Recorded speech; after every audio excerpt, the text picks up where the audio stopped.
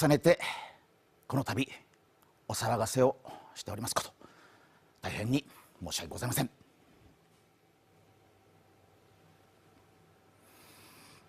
엊그제 일본을 발칵 뒤집어 놓은 사건이 발생했습니다. 그건 바로 일본의 대표 배우 카가와 테루유키가 한 여성의 겨드랑이의 냄새를 맡고 옷을 들추는 등의 엽기적 성추행 파문에 휘말렸기 때문입니다. 24일 오전 일본의 주간 신조는 카가와 테루유키가 지난 2019년 7월 긴자의 한 클럽에서 여성 종업원의 가슴을 만지고 키스를 하는 등의 추행을 벌여 피해 여성이 PTSD, 외상 후 스트레스 장애를 앓고 있다고 보도했는데요.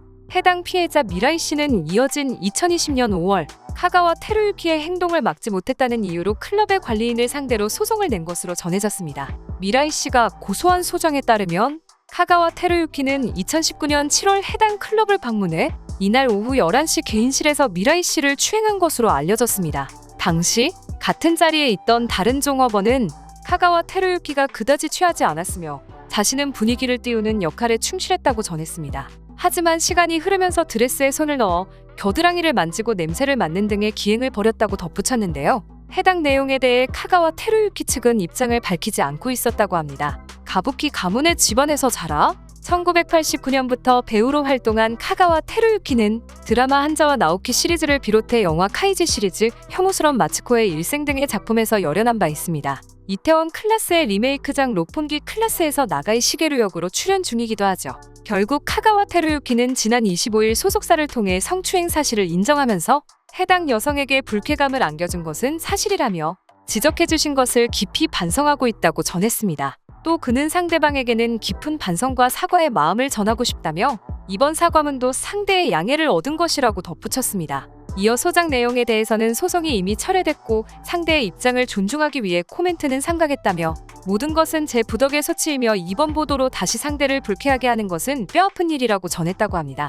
하지만 이상하게도 일본 네티즌들은 성추행범인 카가와를 오히려 옹호하는 모습을 보이고 있어 또 다른 논란이 되고 있는데요.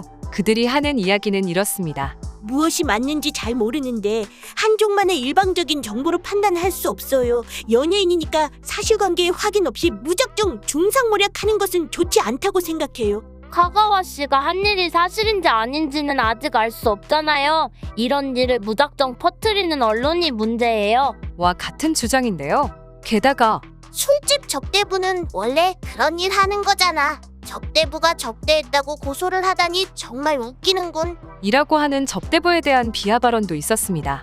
카가와는 피해 여성과의 문제를 개인적으로 해결하고 과거의 성적 가해를 인정하며 반성의 의사를 보여주었지만 그 접대부를 고용하고 있는 술집도 문제가 있다. 그러한 행위가 있었다고 해도 그런 이야기가 바깥으로 새는 일은 없어야 한다. 라던지 카가와 씨가 연예인이니까 일부러 그랬다던지 하는 피해 여성에 대한 2차 가해의 목소리가 계속해서 커지고 있는 것입니다. 한편 카가와 씨가 사실을 인정한 가운데 그가 출연하는 방송국들의 대처가 또 다른 논란을 낳고 있는데요.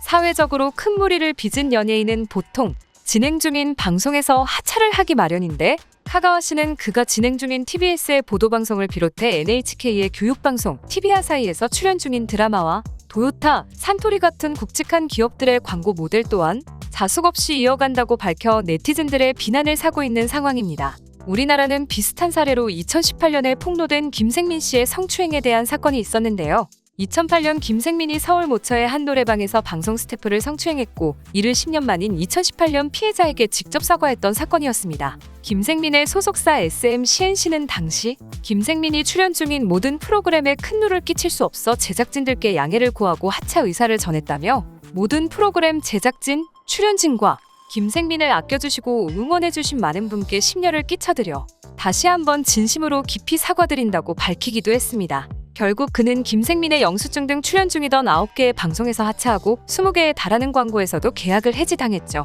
하지만 위약금 문제에 대해서는 김생민의 계약이 단발성 위주였고 위약금을 물어야 하는 조항이 구속이 될 경우로 한정돼 있어 큰 타격을 받지는 않았다고 하네요. 여러분들은 이 사건에 대해 어떻게 생각하시나요? 댓글로 의견을 남겨주세요. 시청해주셔서 감사합니다.